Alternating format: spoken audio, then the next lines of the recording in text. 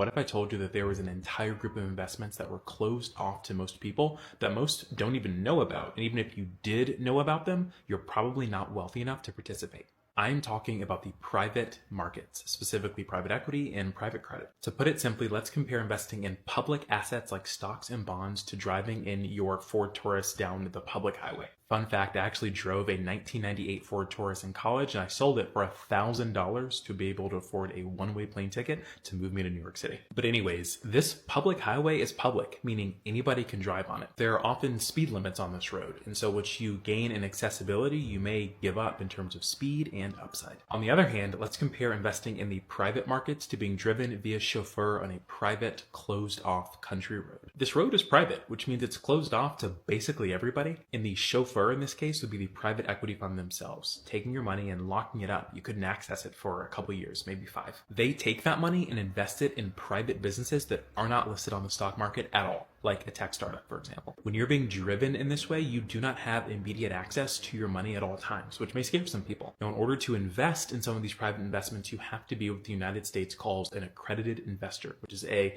long and fancy way of saying you have to already be rich. Those rules are changing soon, but unfortunately, I'm out of time. So send this to someone who wants to learn more about private equity investing and follow me for more tips and then not miss part 2 of this video.